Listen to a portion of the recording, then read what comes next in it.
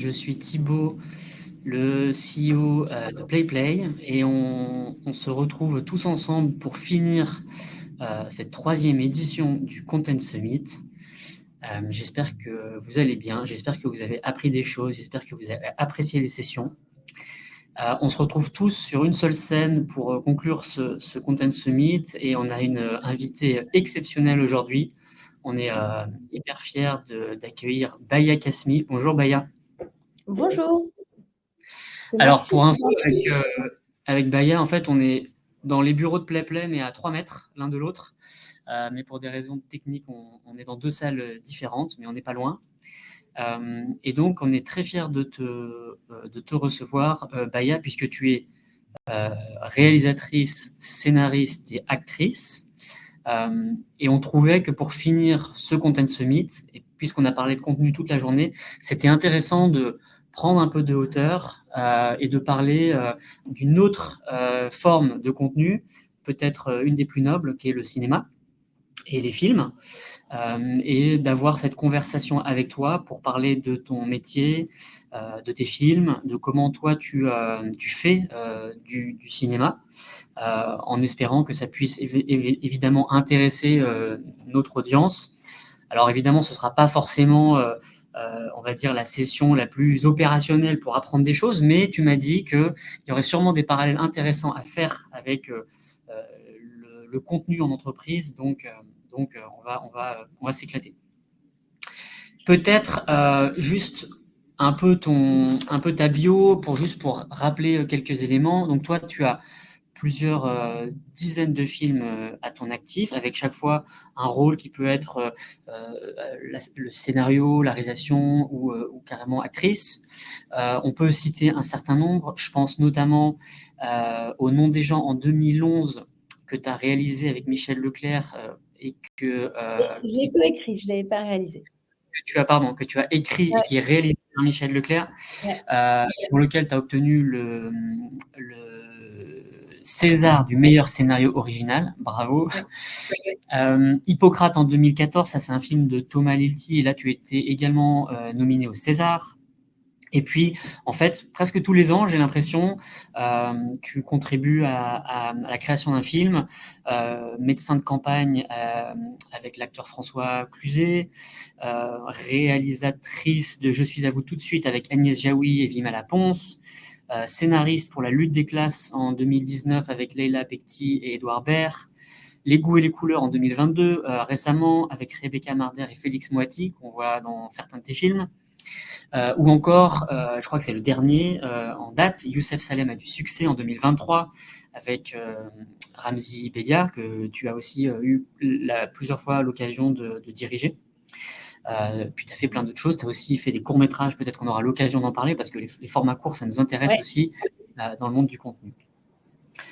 J'ai essayé de te présenter, est-ce que tu veux dire quelques mots en plus sur ton parcours et sur qui tu es ? Qu'est-ce que je pourrais dire sans être longue et pénible? Non, mais voilà, moi, je suis pas du tout issue d'un milieu de cinéma. Et puis, je suis, enfin, j'ai grandi à Toulouse. Je suis montée à Paris en me prenant pour une héroïne alsacienne, en espérant faire du cinéma. J'ai eu beaucoup de peau parce que j'ai pu, à force d'insistance quand même, pouvoir démarrer à la télé, moi, en tant que scénariste. Même si j'ai toujours eu envie de réaliser des films, je suis passée par l'écriture et par l'écriture à la télé beaucoup. Et ça aussi, c'est un autre, biais. Donc j'ai écrit énormément de séries, des séries jeunesse, comme Cœur Océan, des tas de Ouais. séries où il y avait carrément 50 épisodes par saison. Et c'est du coup, j'ai beaucoup musclé un peu enfin voilà, c'est un peu un muscle, l'écriture, il faut écrire tout le temps. Et la télé, ça m'a vachement appris, notamment sur une écriture de contrainte, avec une bible, des personnages qui sont déjà écrits, et hop, on se plonge et on essaye d'écrire quelque chose où on s'éclate, d'un peu personnel, dans quelque chose avec un but très précis. Donc ça, c'est des choses vachement intéressantes. Et du coup, moi, j'ai quand même mis une dizaine d'années avant d'arriver à écrire Le Nom des gens, qui a été un peu la porte d'entrée vers le cinéma. et à partir de là, j'ai écrit du cinéma et réalisé, du cinéma. OK. Canon, merci beaucoup. Et je le précise parce que je vois déjà qu'il y a plein de commentaires. Donc n'hésitez pas à commenter dans le chat, posez vos questions. On aura le temps d'en prendre quelques-unes avec plaisir. Tu viens pas du cinéma, mais tu voulais faire du cinéma. Pourquoi alors tu Ouais. voulais faire du cinéma? Mais je crois que c'est, moi enfin voilà, les livres et puis les films, que je regardais à la télé parce que mes parents ne m'emmenaient pas vraiment au cinéma, donc quelque part on avait ouais, moi j'ai vu tous les films que j'ai vus, je les ai vus, sur le petit écran et j'ai découvert le plaisir de la salle très tard quand j'ai commencé à être étudiante quoi, à 18 ans et moi je pense que voilà, ça m'a aidée à vivre. Le simple fait en fait de voir les histoires des autres et de se sentir, compris, d'avoir l'impression, oui, l'impression de pas être seule en fait et c'était oui, c'était une attraction tellement forte, et puis j'avais l'impression d'être nulle pour tout le reste. Ok. Bah, en tout cas, tu es très forte dans ce que tu fais, donc c'est bien, t'as trouvé ta voie. Est-ce qu'il y a il y a des œuvres justement qui te reviennent, qui ont peut-être été des déclencheurs de la littérature ou du cinéma de ton enfance ou de ton adolescence qui sont des déclics pour toi? Ah oui, oui, hein, il y en a tellement, mais moi j'ai été très marquée, par, le cinéma de Capra, par, beaucoup de films de Capra qui sont des comédies sociales, souvent avec des personnages assez naïfs et des personnages assez naïfs, hem, qui se retrouvent pris, dans des histoires folles qui les dépassent et qui, peut-être grâce à leur naïveté, arrivent à changer quelque chose de la du cynisme du monde. Il y a beaucoup ça, dans les films de Capra et j'ai l'impression que, bah, non seulement ça m'a consciemment, marquée quand j'étais jeune et puis je me suis rendu compte après qu'en fait, ça avait un peu construit la façon dont j'essayais de faire des films, en tout cas qu'il y avait, des points communs, avec, sa façon d'écrire, avec, à la fois une forme de comédie, qui s'attache beaucoup, beaucoup aux personnages, et à des personnages un peu, à la marge, un peu étonnants, un peu avec un ton très léger, mais qui traite quand même l'air de rien, de politique et de questions morales et de questions de société, en fait. Et puis après, il y a Hitchcock, Scorsese, Ok, voilà, des grands noms. pas très original, que des grands. Puis après, on rame à essayer de faire, bon, alors on sait qu'on fait jamais aussi bien, mais on essaye d'arriver à son petit niveau. Voilà. Merci beaucoup. Peut-être avant de rentrer justement dans les histoires et dans la construction d'un film, je trouverais intéressant qu'on fasse un tout petit peu de pédagogie parce que, alors moi je suis pas un expert et je pense que beaucoup d'entre nous ne le sommes pas. Est-ce que tu peux nous expliquer quelle est la différence entre justement un scénariste, un réalisateur, on parle aussi parfois du directeur de la photographie. Quelles sont ces différentes personnes clés qui vont participer à la construction d'un film? Alors, c'est vrai que le cinéma, c'est énormément de métiers. Alors je peux parler des métiers que tu as cités, qui sont une toute petite partie.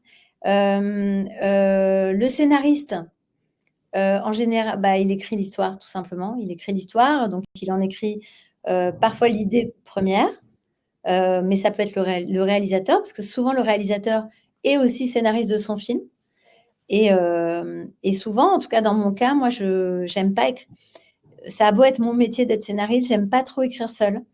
C'est un métier très solitaire, l'écriture, enfin, le métier de scénariste et déjà être 2, c'est échanger, c'est construire ensemble, et je trouve ça beaucoup plus fort. Je trouve qu'à 2, il y a une espèce de ping-pong qui se met en place. Souvent cette écriture donc, s'organise autour, c'est souvent comme ça, au cinéma, en France en tout cas, s'organise entre le réalisateur aussi scénariste qui a l'idée première du film, souvent. Parfois, c'est le scénariste qui peut arriver avec une idée, et le co-scénariste qui va essayer de rendre cette idée, intelligible et qui va travailler avec le réalisateur pour en faire justement une continuité, dialoguée d'1 heure et demie.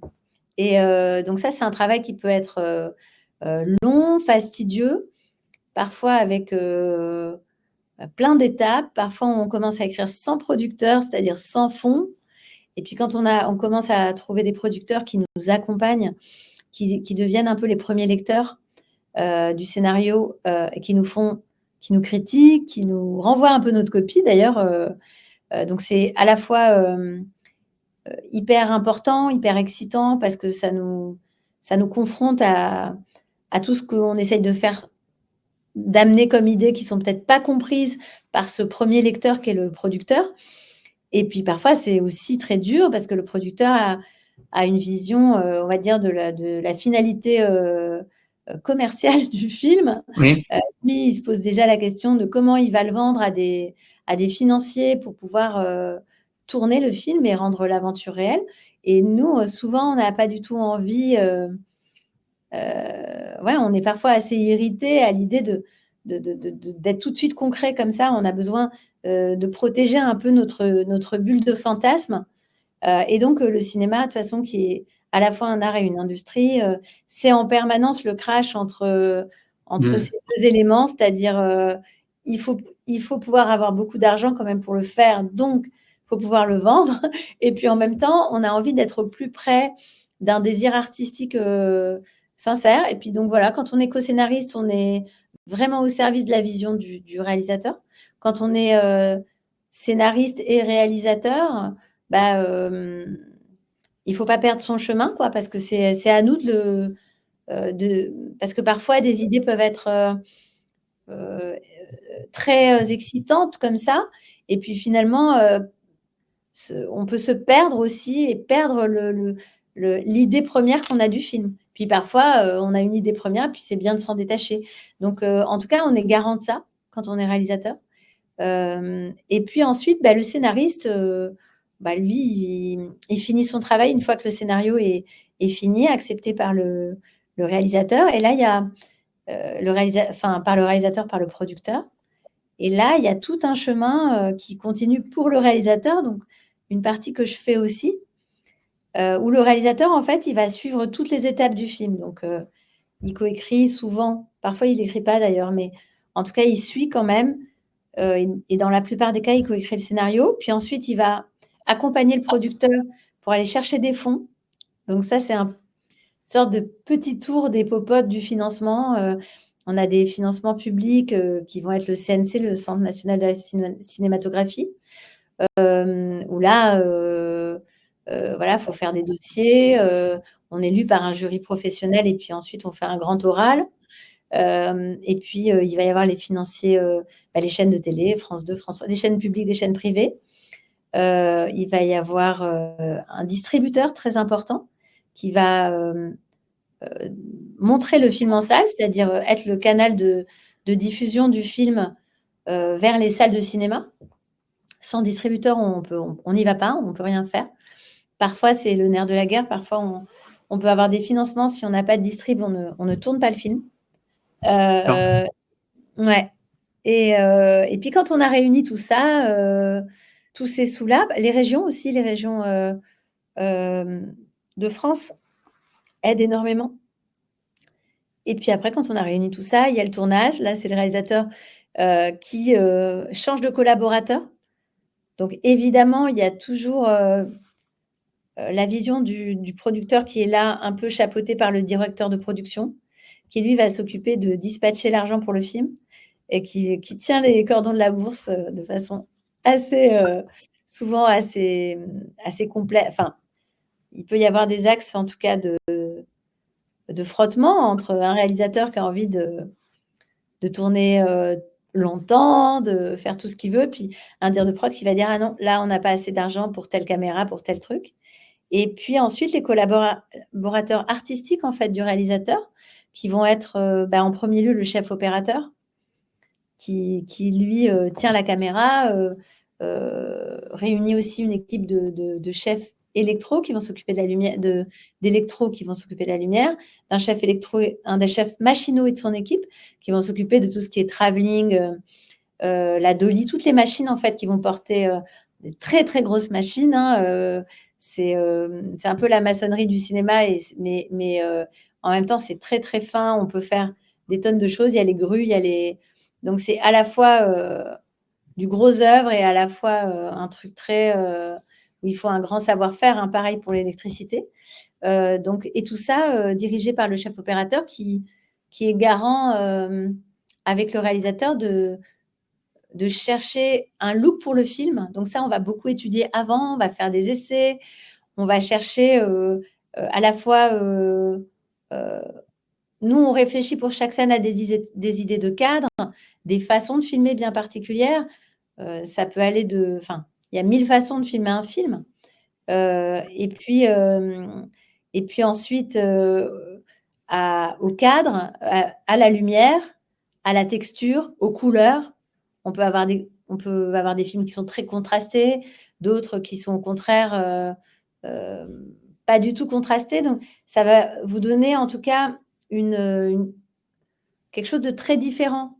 Et donc, on travaille avec des références. Et le chef opérateur, après, c'est lui qui tient la technique et qui va nous livrer ça. Mais après, il y a un premier assistant, il y a une chef décoratrice qui va s'occuper de la déco. Donc, il y Ouais, a en fait, 1000. c'est... Ouais. Ouais, ouais, ouais. Ok. Non, mais super intéressant. Là, on a fait Et une après, c'est le masterclass. monteur. Et Ouais. après, Ah c'est oui, le en plus, monteur. après, il y a le montage, Vachement bien sûr. important. Et en plus, Bien sûr. ça doit t'intéresser. Exactement. Alors, je crois pas qu'il y ait eu encore de long métrage fait avec PlayPlay, mais si vous avez fait un film On avec pourrait PlayPlay, essayer. faites-le nous savoir, on pourra le Ouais. soumettre au César. Bah, merci déjà beaucoup parce que ça nous a reposé un peu tous les métiers autour d'un film. On sait qu'il y en a beaucoup et c'est pas évident. Et si maintenant on plonge un peu justement sur le scénario et l'écriture, ce que tu as beaucoup fait. On comprend qu'il y a le réalisateur et le scénariste qui vont souvent coécrire. On comprend que souvent ça part d'une idée. Mais la question que je me pose, c'est vraiment comment on passe d'une idée qui peut peut-être tenir en une phrase à un film d'1h40 qui peut être un script de plusieurs dizaines de pages. On sait qu'une idée, ça ne suffit pas finalement, ça peut être juste un moyen de raconter une histoire, mais voilà, une histoire, elle est beaucoup plus longue. Donc, raconte-nous un petit peu comment tu accouches finalement d'une histoire complète sur la base d'une idée. Bah, c'est bien de dire accoucher parce que enfin, moi j'ai 2 enfants, je trouve que c'est un peu magique. Les scénarios, c'est un peu magique. Enfin, il y a beaucoup de techniques, il y a des choses qu'on apprend et que je peux essayer d'expliquer comme ça, mais il y a aussi une part de magie, un peu comme quand on fait un bébé, quoi. On ne comprend pas trop comment cette personne est arrivée là et comment on a réussi à la faire. Donc il y a un peu ça dans la construction d'un scénario parce qu'il y a tellement d'étapes. Et puis aussi la vie qui rentre un peu dans ces temps d'écriture. C'est-à-dire que voilà, en même temps, on lit des choses, on voit des films, on discute, on vit des aventures. Et parfois, tout ça crée des influences dans tous ces moments où on se pose des questions sur comment écrire ce film. Mais c'est vrai il y a avant tout ce truc de la première idée d'une qui parfois arrive avec un flash, parfois arrive on ne sait pas pourquoi, on a une idée, elle vient vraiment, elle tombe du Ouais. ciel, quoi. Ça arrive vraiment. Parfois, c'est lié à une expérience personnelle, quelque chose qu'on vit vraiment et qu'on a envie de transmettre et qu'on a l'impression que peut-être ce truc qu'on a vécu, on arrive à en comprendre en fait la complexité et on se dit qu'on peut la transmettre à des gens et que ça peut intéresser. Donc ça peut être ça peut être une histoire, un fait divers, n'importe quoi qu'on a lu dans la presse qui tout d'un coup, on se projette dedans, puis on se dit: «Waouh, il y a un truc qui me parle là-dedans». Ensuite, comment on fait pour en faire une histoire? Moi, je crois qu'il y a un très long temps enfin, quand je dis long, c'est pas forcément long, mais il y a un temps où il faut se remplir, où il faut y réfléchir, où il faut que ça décante. Voilà, il faut que la matière, heu, monte petit à petit. On a des techniques d'écriture pour ça, dans le sens où on va aller chercher quand même, quel est le point de vue du film, comment on le raconte. Souvent, on a besoin des scènes du début, de savoir comment on commence un film. Ça aide beaucoup à continuer et il arrive souvent parce que c'est vrai qu'un film, je pense pour le coup, c'est un point commun avec, les contenus commerciaux, tu as quand même besoin d'happer le personnage, quoi. Pardon, le spectateur. Il y a un truc où dès le début, il faut que tu le mettes dans enfin, il faut que tu l'intéresses. Et oui, on est un petit peu là en train de faire: «Oui, regarde-moi, et envie de me voir», donc i je pense que voilà, il y a cet effort fait pour le spectateur et souvent on a envie de démarrer avec une scène qui épate, avec une scène, qui est originale, avec une scène qui crée du mystère parfois, qui te donne envie, heu, de continuer à regarder l'histoire. Voilà, c'est un peu comme un OK, teaser, quoi, tu vois? OK, Et puis, après, on sait aussi qu'une fois que tu as fait ça, que tu as un peu happé le spectateur, ce que tu vas refaire au montage, hein, parce qu'au montage, tu peux le parfaire aussi, tu peux changer le récit. Après, tu as tout un temps qui s'appelle, un peu tu présentes l'action, en fait. Tu dois absolument, donner au spectateur la possibilité de comprendre où il est, pourquoi il est là, qui sont les personnages, qu'est-ce qu'ils veulent et donc en fait, tu as un temps de présentation. Et ça, c'est un truc sur lequel souvent les scénaristes s'arrachent les cheveux parce que ça peut être, très didactique et évidemment, il faut pas que ça le soit. OK. Donc, tu as un passage obligé, il faut que tu comprennes un personnage, par exemple et pour le présenter, pour comprendre quel est son but, où il est, quel va être son problème et quel problème il va devoir, on va dire, traverser au cours du film. Parce que souvent les personnages, on dit qu'ils dans un bon film, souvent, les personnages sont dans le cœur d'un dilemme. C'est-à-dire ils ont un désir ou ils ont un problème et il y a une contradiction, soit dans leur désir, soit dans leur situation, qui fait qu'ils voudraient avoir ça, mais qu'ils peuvent pas, qui fait qu'ils se mettent eux-mêmes dans des situations difficiles. En tout cas, pour qu'un spectateur s'intéresse à une histoire, bah, souvent, il va passer par le spectateur qui lui a par le pardon, je suis pas très claire, par le personnage Par l'acteur, ouais. souvent a un dilemme et un problème à résoudre, un peu comme nous dans la vie. OK. Et donc cette période de présentation du personnage, de présentation du décor, on s'arrache les cheveux parce qu'il faut que ce soit marrant, intéressant, étonnant. Alors si c'est dans une comédie, il faut que ce soit drôle, mais si c'est dans autre chose, il faut que ce soit si c'est un thriller, il faut que ce soit haletant. Et dans tous les cas, il ne faut pas qu'on ait l'impression de dire: «Oui, lui, c'est un tel et il fait ça» et donc voilà, il y a tout ce truc où on est obligé de cacher, de camoufler des nécessités, de l'histoire en les rendant attrayantes. OK, En gros très clair. et puis après, Vas-y, vas-y. oui voilà et puis après, souvent on trouve où va l'histoire, mais on ne sait pas comment elle finit et on ne sait pas comment elle finit parce qu'une chute, une conclusion, de personnage, en fait, c'est comme si, tu fermes les choses. C'est hyper dur tu vois, d'amener une morale. C'est très désagréable pour le spectateur, je pense ça. C'est très désagréable pour le spectateur qu'on lui dise, «En fait, tu dois penser ça à la fin de ce film». Heu, voilà de quoi on parle et toi, tu dois être d'accord et donc il faut absolument trouver une fin où, le personnage a vécu des tas de choses.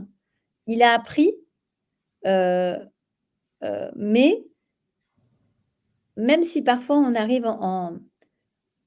à vouloir transmettre des idées, vouloir transmettre des émotions, il faut pas les asséner. C'est le spectateur qui doit avoir envie de penser éventuellement comme toi. Si toi, tu lui imposes ce qu'il va ressentir à la fin, je pense que tu es cuit. Donc il faut voilà, c'est toutes ces finesses-là, qui nous posent problème. OK, ah, c'est super intéressant et très concrètement, est-ce que tu peux nous raconter une séance d'écriture, vous êtes sur les ordis, vous êtes, vous écrivez, vous parlez, vous dites: «Tiens, il pourrait faire Ouais. ci», j'écris le dialogue en même temps ou pour l'instant je me concentre que sur l'histoire? Comment ça se construit tout ça, en fait?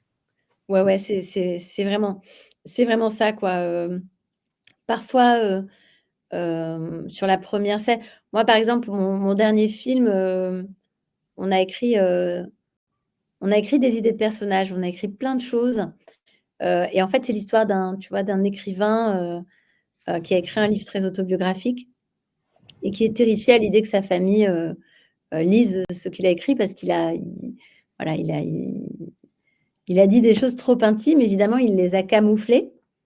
Mais voilà, pendant 1 an et demi, j'ai voulu écrire ce film qui est interprété par Ramzy.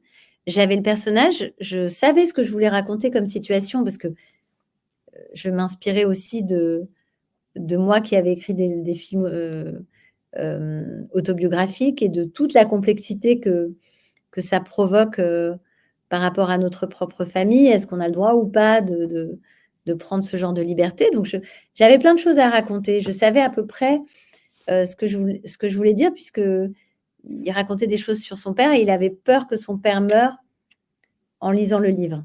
Et presque cette terreur risquait de se réaliser. Et je savais que ça allait arriver. Donc, j'avais un peu une structure. J'avais les personnages, mais impossible d'écrire le film tant que j'avais pas le début. Et je savais que le roman, il fallait le faire exister, mais c'est très difficile de faire exister un roman. Alors qu'est-ce qu'on fait? Est-ce qu'on lit le livre pour savoir? À ce moment-là, il faut bien écrire. Est-ce que j'allais demander à un romancier d'écrire des belles pages qui allaient être le livre? En fait, ça m'intéressait pas. Pendant un temps, j'ai travaillé sur un scénario où il y avait des petits bouts du roman tout le temps qui venaient comme ça et je trouvais ça pas bien, ça sortait de l'histoire et à un moment est née l'idée, à force de discuter, de démarrer par le roman. Mais de démarrer par le roman en se disant on va raconter ça comme si c'était l'histoire d'un petit garçon et on va le raconter comme si c'était le film. Donc le spectateur croit qu'il regarde le film, il regarde un film pendant un quart d'heure et au bout d'un quart d'heure, tout d'un coup, c'est la fin du film et il se retrouve dans une émission télé avec Ramzy qui finit la lecture et il a l'impression d'avoir vécu le roman. Et nous, du coup, à partir de là, on passe notre temps, quand on découvre sa vraie famille, à essayer de comprendre qu'est-ce qui est vrai, qu'est-ce qui est faux et de quoi il s'est inspiré. Donc ça, c'est des stratégies d'écriture auxquelles on arrive parfois après diversion. Je ne sais pas si Ok. c'est très clair, Ah ouais, bien sûr. si tu n'as pas vu Si, le si, livre. bah oui, moi je l'ai vu dernièrement et c'est excellent, notamment de voir que son frère dans la vraie vie est très vexé en fait de ne pas être Ah oui, dans le oui, livre. Donc ça c'est c'est vrai. très rigolo parce qu'en effet on reconstruit ça. Et, et ce que je comprends c'est qu'en effet cette première partie du film, la façon dont tu présentes l'histoire, la façon dont tu présentes les personnages, soit elle est un peu plate et en fait on va pas attraper l'attention des gens, mais en même temps si on la rate, ça risque de pas bien se fixer chez le spectateur, l'intrigue, les personnages, les relations, et on peut rater le reste en fait. Donc il faut arriver à poser cette histoire-là sans que ça se voit trop. Oui, c'est Voilà. ça et puis il y a toujours un espèce aussi de truc bizarre qui est dans une histoire, tu commences à raconter une histoire à des gens, tu leur crées des attentes. Donc ils ont donc il faut un petit peu que tu leur donnes à manger là-dessus. Enfin, si tout d'un coup tu commences à raconter quelque chose et que tu les surprends tout le temps, tu les emmènes tout le temps ailleurs, il y a une forme de frustration qui va se générer chez le spectateur tu lui as promis quelque chose et il a envie de le voir, ça. Donc, ce que tu lui promets, il faut quand même que tu lui donnes. Mais en même temps, si tu restes sur une ligne narrative très, très simple et que tu n'es pas surprenant dans la façon dont les personnages sont écrits, euh, ben, en fait, tu restes dans une banalité. Et c'est vrai que écrire un scénario, c'est toujours une espèce de bascule entre une normalité, une forme de banalité parce que tu dois t'identifier. Parce que, voilà, il faut que ces gens, ils existent. Il faut qu'il y ait cette vérité. Et là-dessus, tu dois rajouter de l'originalité parce que sinon, il y a une déception. Et donc, tu joues toujours entre à créer des surprises et en même temps à quand même ne pas décevoir ton spectateur et lui donner des choses que lui peut ressentir, où il peut se sentir un peu. Enfin, c'est vrai qu'on écrit beaucoup en pensant au spectateur quand même. C'est hyper OK. important, je trouve. Parce que, parce que quand tu écris des personnages, toi, tu veux t'identifier à eux et tu veux que les autres s'identifient à eux. Comme ça, ils peuvent suivre l'histoire, quoi. OK, très clair.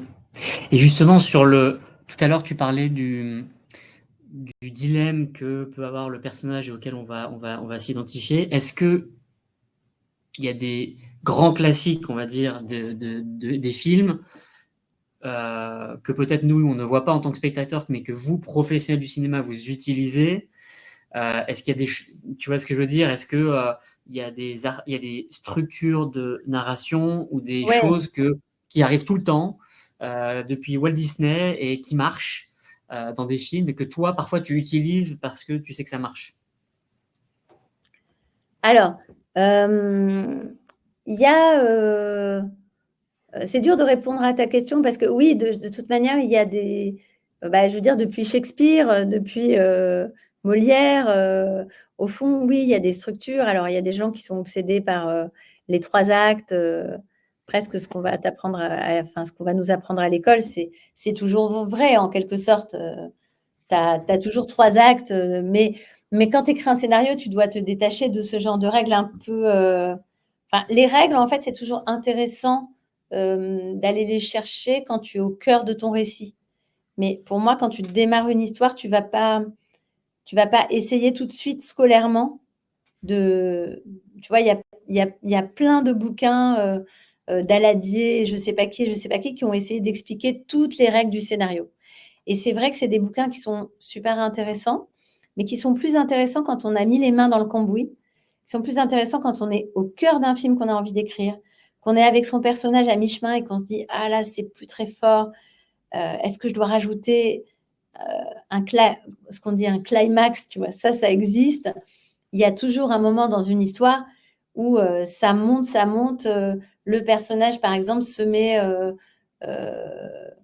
se met dans la merde petit à petit et puis à un moment, on sent que va arriver, l'énorme truc qui compte le plus pour lui et c'est là que tu dois être surpris. C'est le moment de tension, en fait, qui arrive juste avant la fin et qui est le moment de tension ultime du film. Alors la tension, ça peut être la tension érotique, ça peut être la tension peur, ça peut être la tension, amoureuse, si on est dans une comédie romantique, ça peut être la tension, comique, c'est-à-dire le moment le plus drôle, le climax le plus drôle du film, parce que tu es arrivé par exemple, dans une comédie, un climax, en général, ça va être c'est que, en fait, tu as donné les codes, tu commences en donnant les codes de comédie d'un personnage.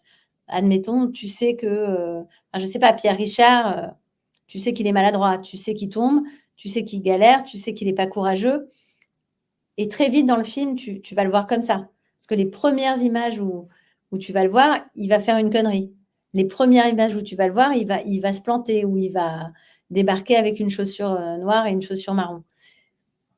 C'est ça, mettre en place un personnage et puis, tout d'un coup, petit à petit, heu, tu connais le personnage. À partir de là, tu ris avec. À chaque fois qu'il y revient, je parle pour les grosses comédies françaises que tout le monde a vues, genre Rabbi Jacob. Tu sais que le personnage principal est raciste, tu sais qu'il est colérique et évidemment, il y a un comique de répétition, c'est-à-dire il va aller de plus en plus loin dans son caractère, heu, mais tu vas le faire de façon surprenante et en même temps, plus il va être comme tu le connais et plus toi, en tant que spectateur, tu vas rire. Donc D'accord. c'est cette espèce de moment et tu as ça dans tous les genres de films.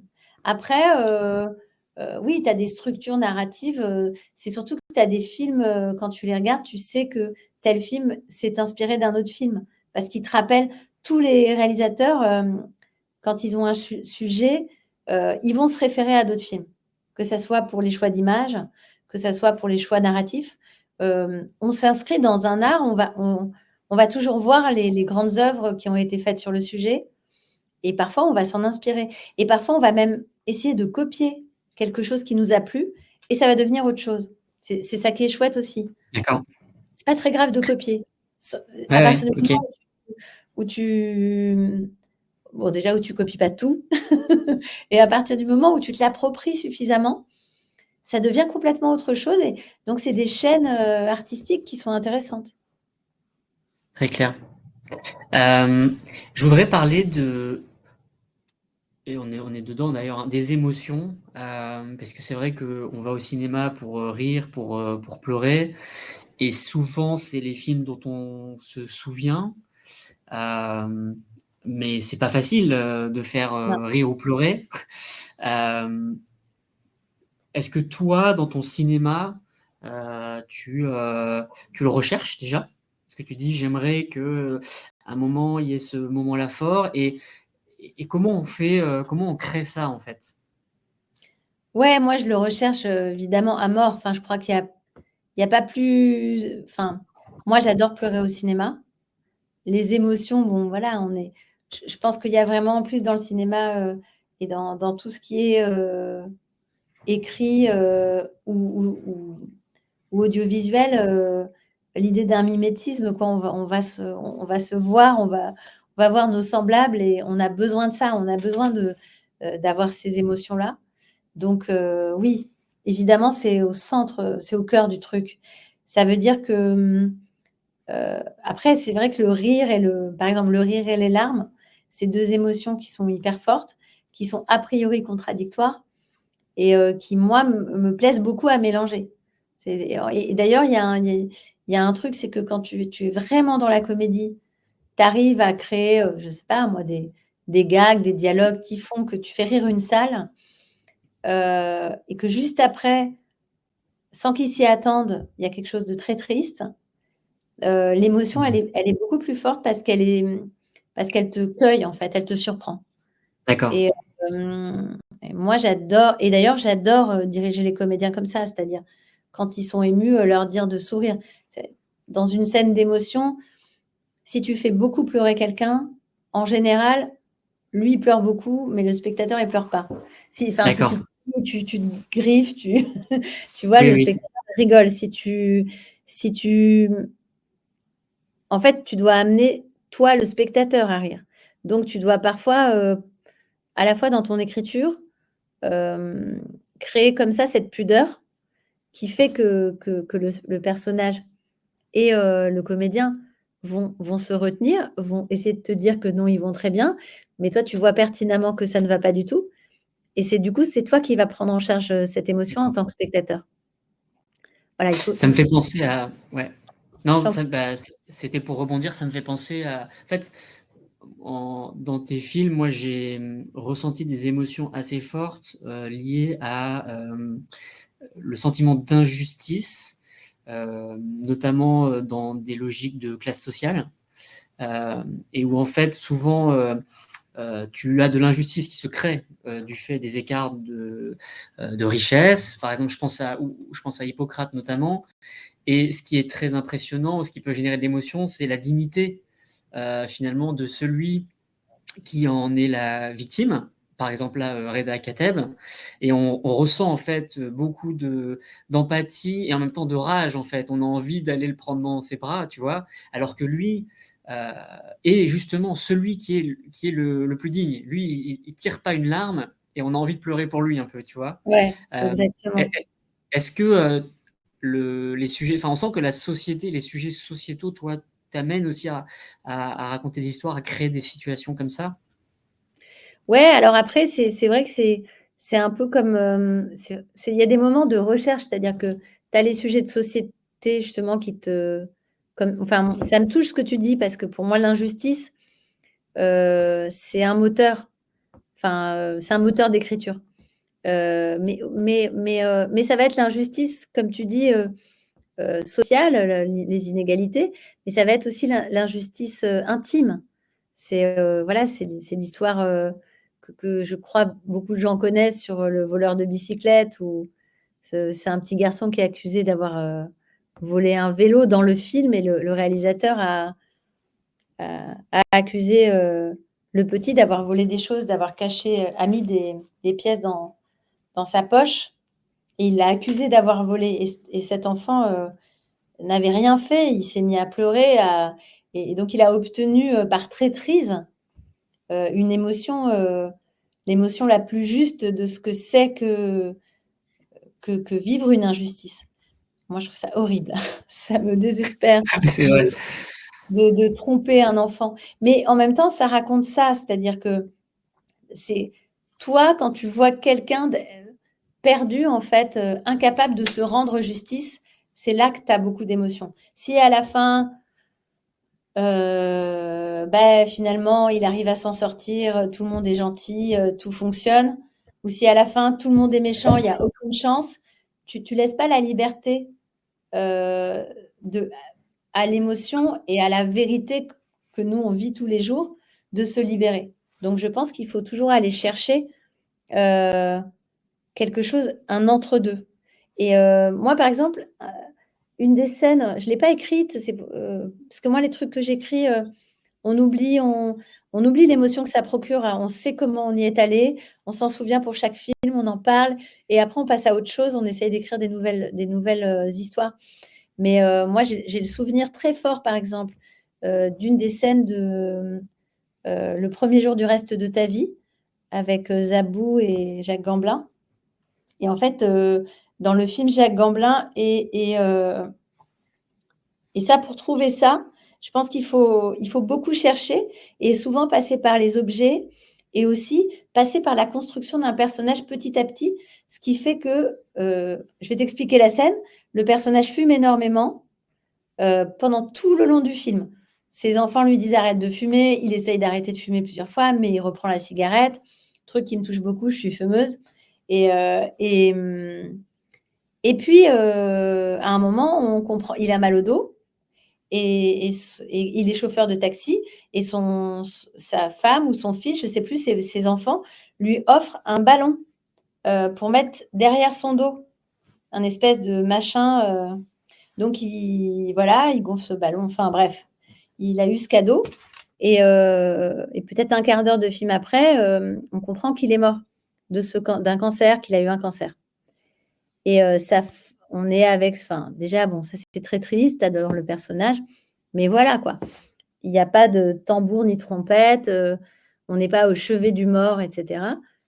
Et t'as Zabou Bretman qui rentre dans la voiture de son mari et qui voit le coussin gonflé qui me l'avait dans le dos et qui prend le coussin et qui l'ouvre et qui aspire l'air qu'il a gonflé. Oui. Ah Et ouais, ça, incroyable. ouais, rien que de le raconter, ça me fout les poils. Ouais, c'est vrai, incroyable. Et tu vois, c'est ces petites idées. Moi, je cherche que ces petites idées.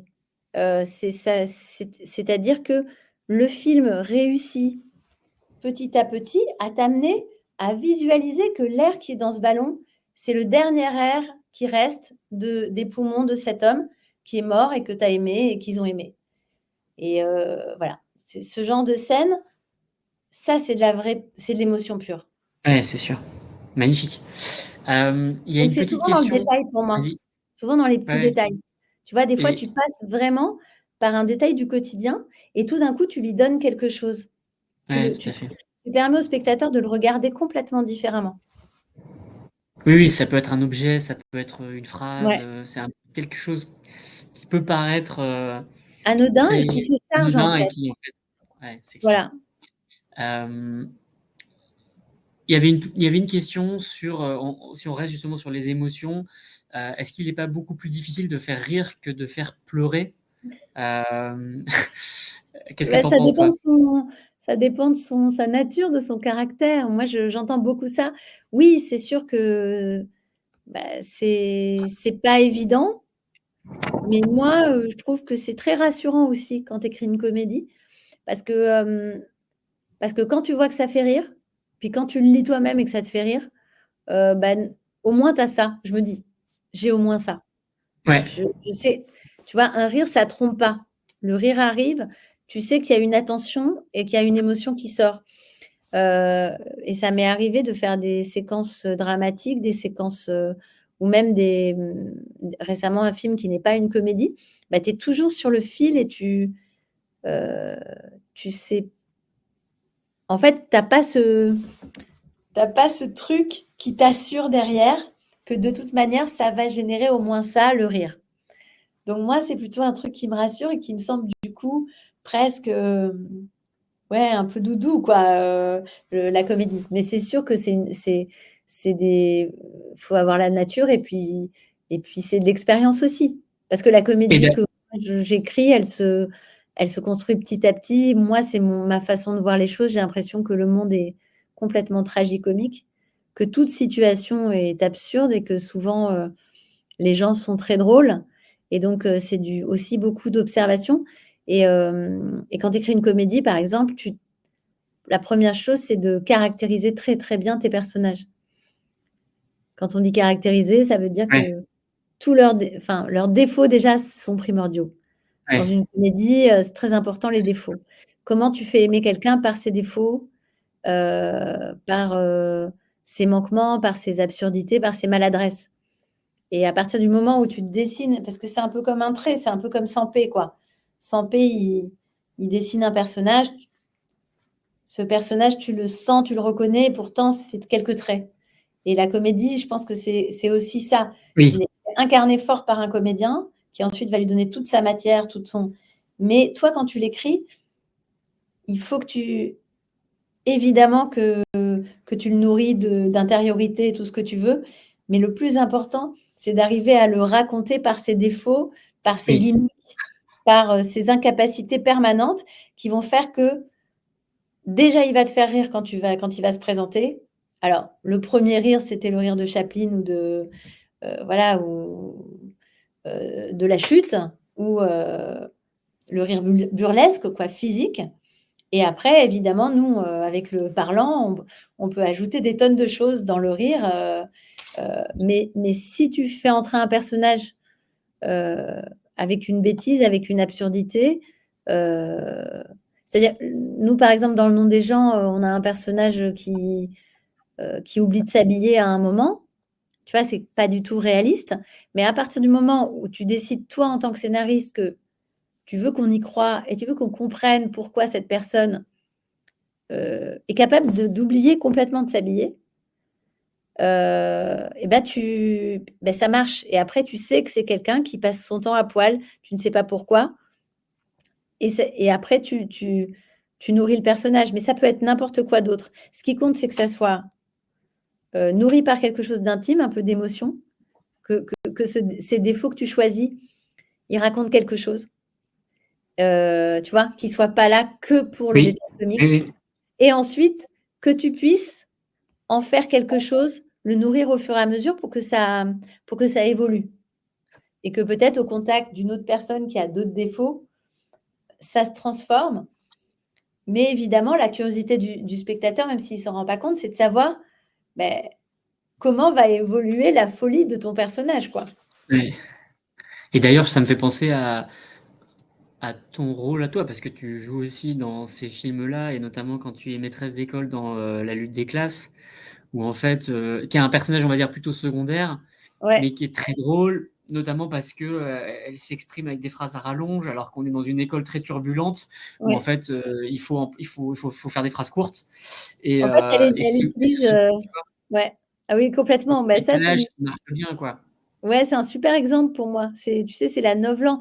On est parti de la novlangue des professeurs qu'on lit surtout sur des rapports du ministère de l'Éducation, mais ces trucs où tu sais, le ballon, c'était je sais même plus comment ça s'appelle. Ça te dit rien, Non, référentiel bondissant. Ça, c'est un ok. vrai Ah truc, oui, hein, c'est-à-dire que on dit prenez. Enfin voilà, on fait travailler les élèves autour d'un référentiel bondissant, et le référentiel bondissant, c'est le ballon. Et enfin, ça nous a fait tellement rire qu'on a commencé à décrire le monde à travers les yeux de cette professeure.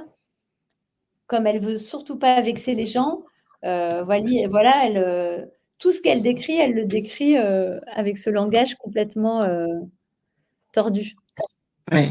qui évite d'appeler un chat un chat. Exactement, et qui crée en effet avec Ramsey, qui est lui le directeur d'école ultra cash.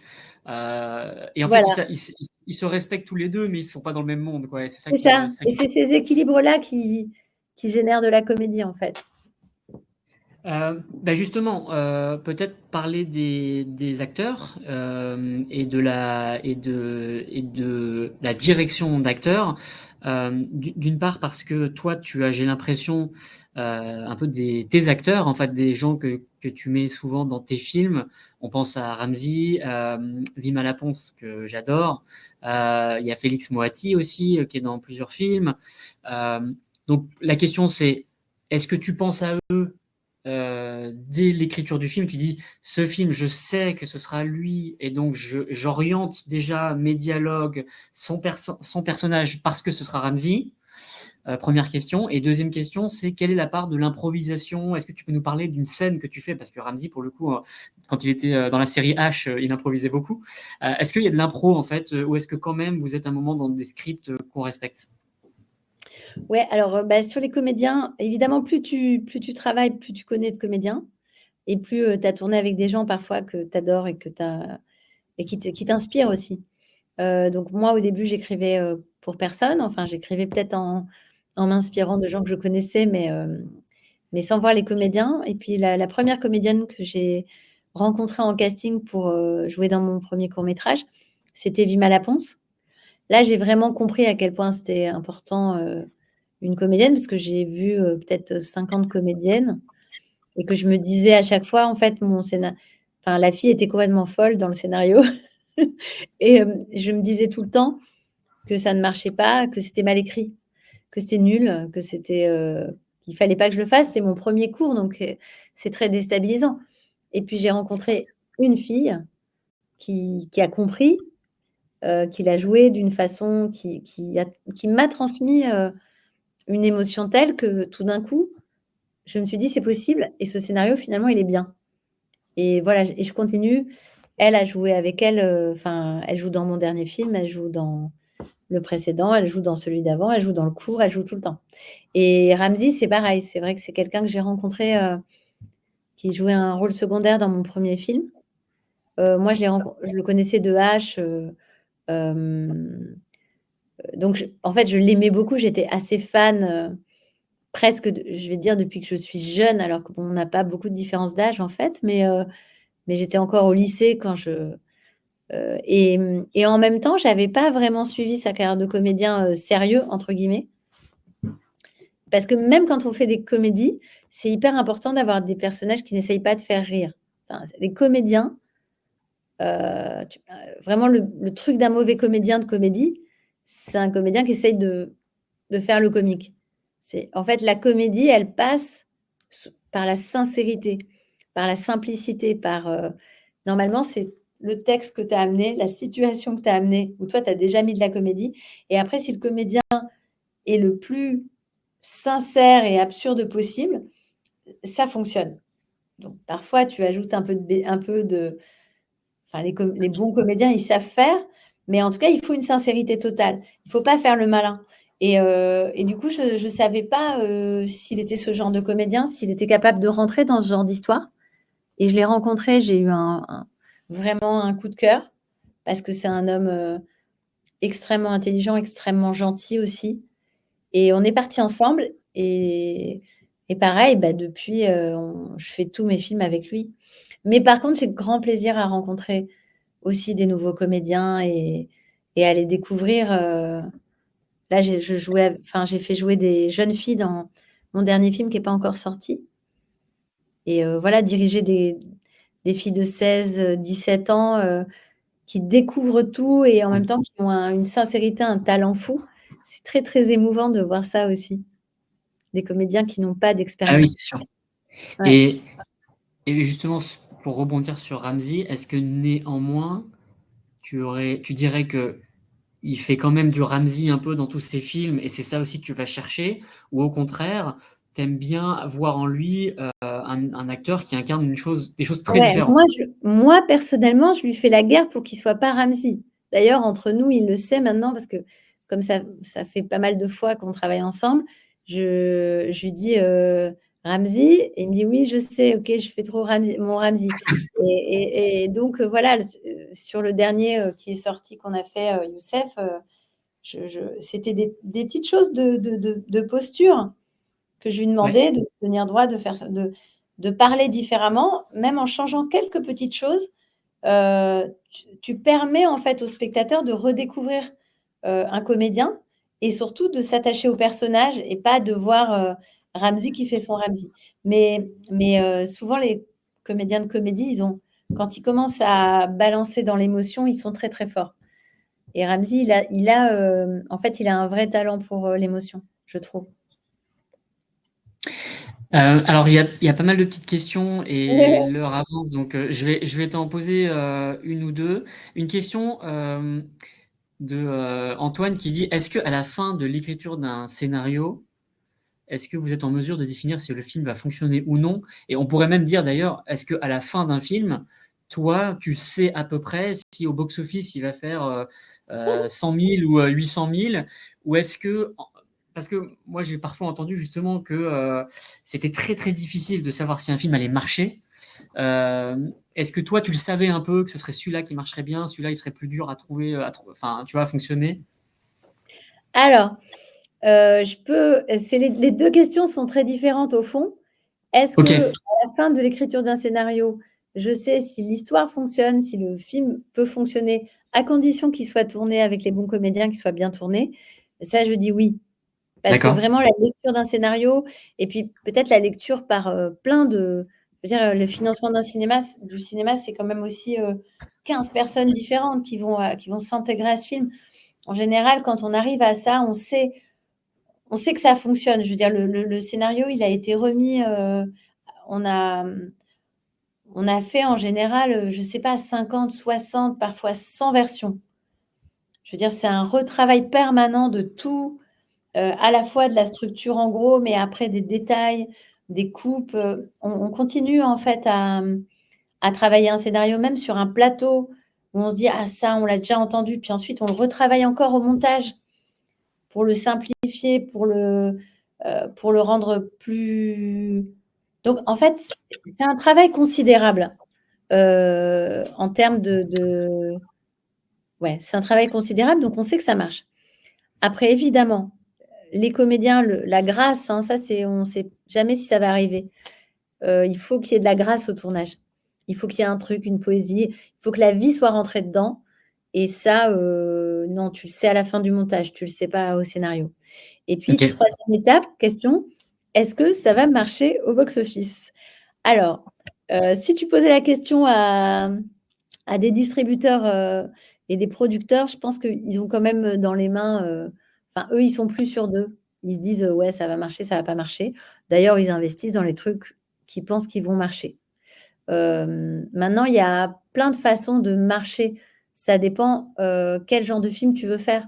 Tu peux avoir l'ambition de faire un petit film d'auteur, heu peut-être même, je sais pas, il y a des petits films d'auteur très radicaux, qui vont être un peu arty, qui vont se vendre dans plein de territoires, mais mais pour des communautés particulières. Enfin, il y a des, il y a des voilà, le film queer, par exemple, le film d'horreur queer, par exemple, n'importe quoi. Il y a des distributeurs qui sont très preneurs partout dans le monde. Ça se vend aux États-Unis, ça se vend en Corée, ça se vend partout. Mais tu vas pas avoir plus de 50 000 spectateurs dans le meilleur des cas. S'il a fait un festival, tu n'auras pas plus de 50 000 spectateurs en salle. Alors que peut-être ça mériterait d'être vu par plus de gens. Mais il se trouve que c'est peut-être un genre de film de niche. Alors j'ai dit le film queer d'horreur comme je pourrais dire autre chose. Ouais, bien Euh, sûr. c'est un exemple enfin voilà, un exemple comme un autre. Mais donc tu as la réussite du film d'auteur de festival qui va peut-être pas faire beaucoup d'entrées, mais ça sera une vraie réussite s'il y a des festivals à l'international. Et puis tu as effectivement la réussite au niveau des entrées. Alors pour moi, c'est à la fois, il faut non seulement qu'il y ait un bon scénario, qu'il y ait la grâce au tournage et au montage, et ensuite faut être soutenu suffisamment par un distributeur. Il faut avoir la chance de la bonne date aussi.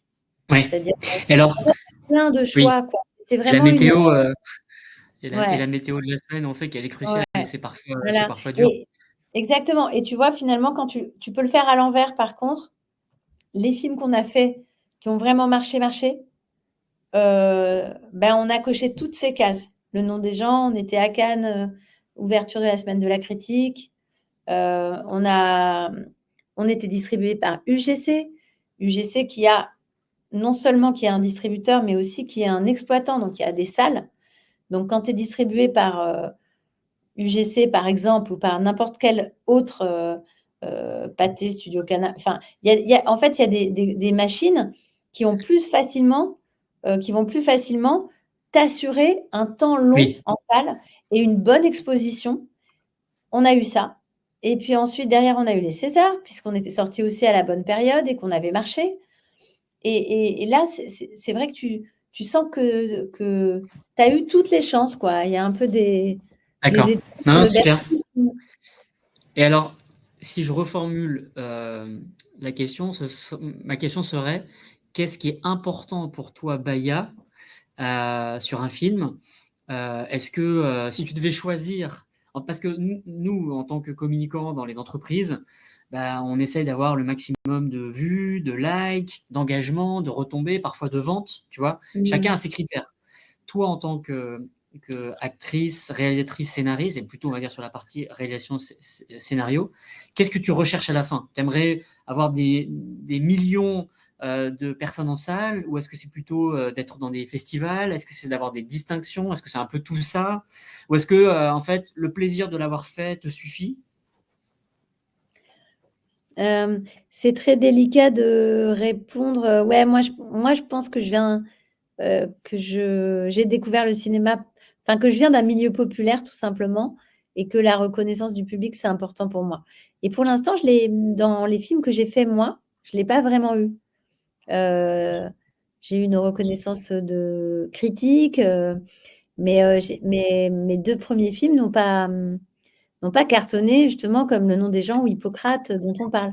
C'est des c'est pas des échecs non plus, mais c'est des petits succès de box-office, enfin, vraiment petits, quoi. Voilà, fait un film à 120 000 entrées, mon premier film, ce qui est bien pour un premier film, et un autre à 170 000. C'est pas foufou non plus. Donc ça, ouais, moi, je rêve de ça, oui. Et après, ce qui touche, après, on n'a plus envie. Moi, je veux toujours passer au suivant. Mon but, c'est de Ok, m'améliorer et d'essayer des nouvelles choses. Donc après, je le regarde plus. On le regarde 100 fois quand on le fait. Après, je le regarde plus. Ce qui me touche, c'est quand les gens sont touchés. C'est ce que tu disais, c'est l'émotion. C'est quelqu'un tout d'un coup qui te dit à quel point il a été touché par un film. Euh, c'est fort parce que parfois, ça touche à des endroits très personnels et tu changes des choses. Comme moi, j'ai fait du cinéma parce que des films ont changé un peu ma vie. Je trouve ça touchant de me dire que même s'il y a une, deux, trois, quatre personnes qui ont été vraiment bouleversées, ça me touche. ok. On va finir avec peut-être encore une ou deux petites questions. Alors, généralement, les gens qui utilisent PlayPlay ou qui en tout cas font de la communication vidéo euh, en entreprise font des formats beaucoup plus courts. Ouais. On a une tendance TikTok à 10 secondes et on va dire que Oui. sinon on est plutôt sur des formats entre 1, 2, 3, 4, 5 minutes. Toi, tu as fait Cinq des minutes, ça courts-métrages. commence à devenir un film. Ouais, justement, ma question c'était est-ce que toi, tu as des conseils à donner, parce que tu as fait des courts-métrages, je le disais, est-ce que tu as des conseils sur des narrations, sur des formats très courts, où on n'a pas beaucoup le temps d'installer l'intrigue comment t'appréhenderais ces formats très courts? Ben, je dirais que je les appréhenderais pareil, c'est-à-dire que dans un format très court, en une seule scène, tu peux faire quelque chose. C'est-à-dire, ça veut dire qu'il faut que tu comprennes. Il faut quand même que tu arrives à résumer très simplement quel est l'enjeu de ton personnage, même si ton personnage, c'est un verre d'eau, quoi, hein, parce que ça peut être, des fois, tu as des objets ou des animaux qui vivent des aventures, mais tu as toujours un personnage, enfin, tu as toujours un centre de ton histoire.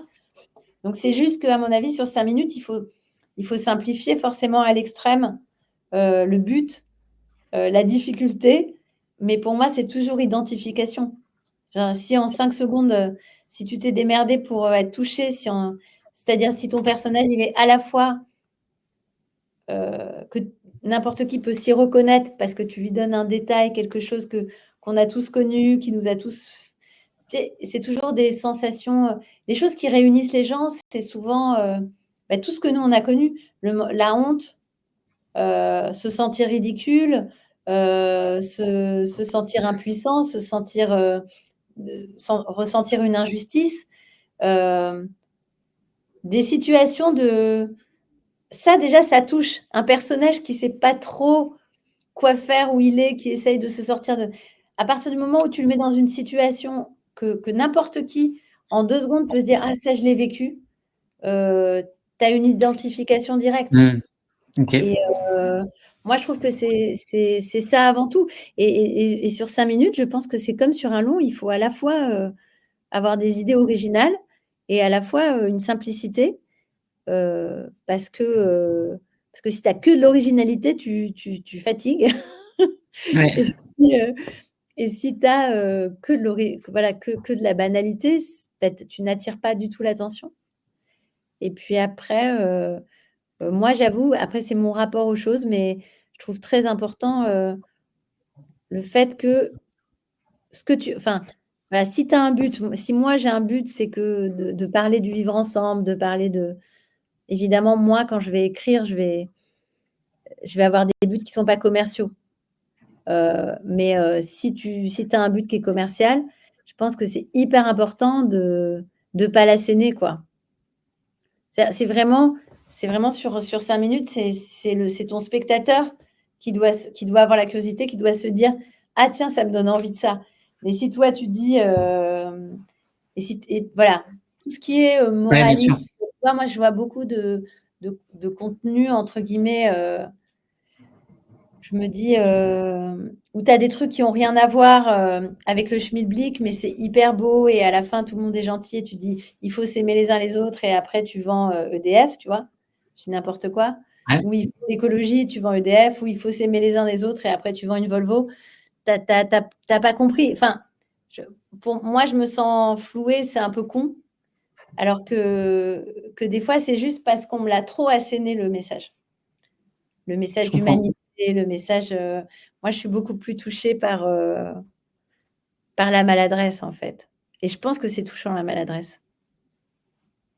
Super intéressant. Merci beaucoup. Bah, il y a peut-être une petite dernière question.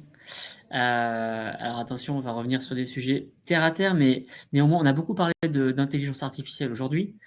Ouais. Et, Pardon, et je peux te puis on dire a un vu la... truc? C'était Vas-y. quoi cette pub, j'ai adoré moi cette pub, pour, des supermarchés, tu vois? Dont j'ai oublié le nom, mais avec, quelqu'un qui tombait amoureux à la caisse. C'est 2 petits jeunes. Intermarché, on me dit dans l'oreille. Intermarché.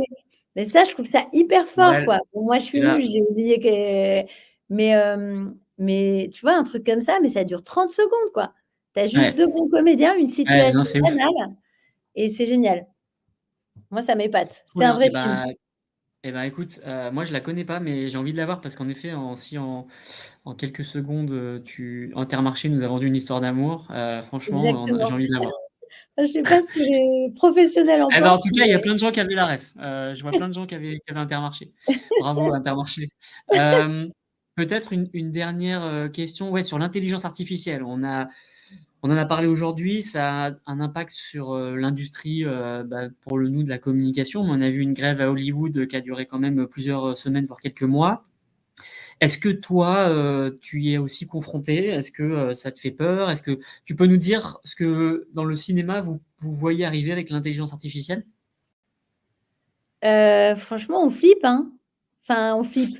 C'est pas qu'on flippe, mais ouais, c'est vraiment un sujet qu'on bah, moi, je fais partie d'organisations de réalisateurs d'une organisation qui s'appelle l'ARP, qui travaille aussi avec la SRF, la Société des réalisateurs aussi. Enfin, bon, on a 2 grosses organisations de réalisateurs de films, et évidemment, je pense que c'est un énorme sujet parce que pour l'instant, la réglementation n'est pas du tout claire, quoi.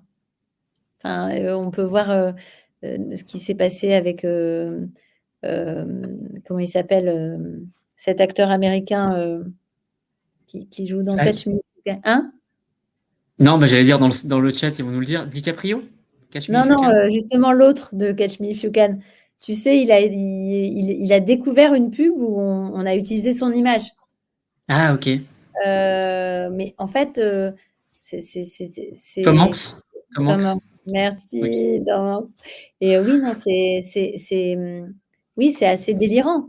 C'est assez délirant, pour les comédiens, les voix, comme on se disait, c'est très compliqué parce que les voix, c'est très facile à utiliser. Mais, ne serait-ce que pour l'image, des comédiens, Heu et nous, on voit qu'aux États-Unis, ils ont un peu autorisé, l'intelligence artificielle, pour écrire des scénarios à condition que ça soit avec l'intervention d'un scénariste. Enfin, nous, ça nous paraît complètement délirant.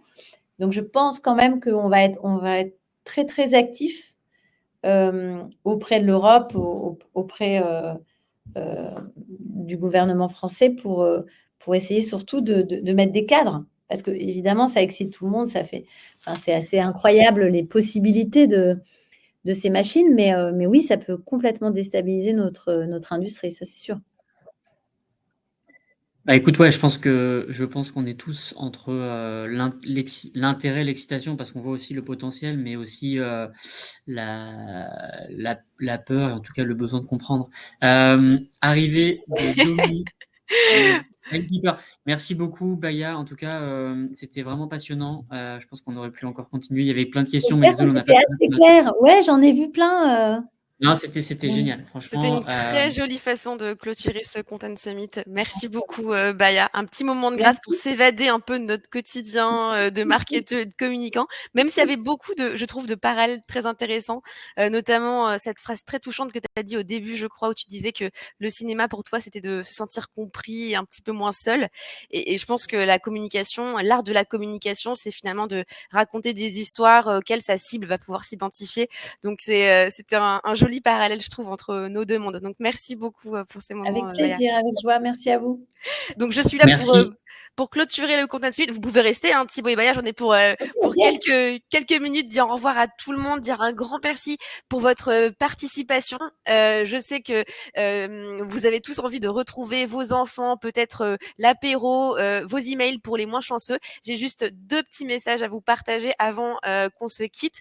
Le premier, c'est que vous allez recevoir, dans vos emails une petite enquête de satisfaction. C'est vraiment très court et c'est hyper important pour toute l'équipe de Playplay de comprendre ce qui vous a plu, ce qui vous a le moins plu aussi, tant sur le fond que sur la forme. Donc, ce serait vraiment super si vous pouviez prendre quelques minutes pour y répondre. Et le deuxième message, c'est que si vous avez aimé cette journée, si vous avez appris des choses, si vous avez passé un bon moment, tout ça à la fois, on l'espère. Dites-le sur les réseaux sociaux. C'est une vraie récompense pour l'équipe, aussi pour les intervenants comme Baya qui ont donné de leur temps pour vous apprendre des choses. Donc, dites-le sur les réseaux et taguez Playplay, comme ça on peut retrouver vos messages d'amour et c'est toujours une vraie récompense pour tout le monde de les lire. Voilà, je suis obligée de clôturer aussi en vous encourageant à aller essayer Playplay. Ce matin, dans le sondage, vous étiez nombreux à dire vouloir vous lancer dans la vidéo. Et ben, c'est l'occasion. Il y a un test gratuit de 7 jours sur playplay.com. Donc, allez-y, faites-vous plaisir. Je vais essayer. Ah, merci Maya. La pression, la pression. Ah non, je suis Maya, nulle en montage, moi, j'adore cette idée. Maya, tu restes avec nous pour une petite bière avec toute l'équipe? Avec Ah, joie. super. Bon, merci à tous et on vous dit à l'année prochaine pour la 4e édition du Content Summit France. Bonne soirée tout le monde. Salut tout le monde. Salut.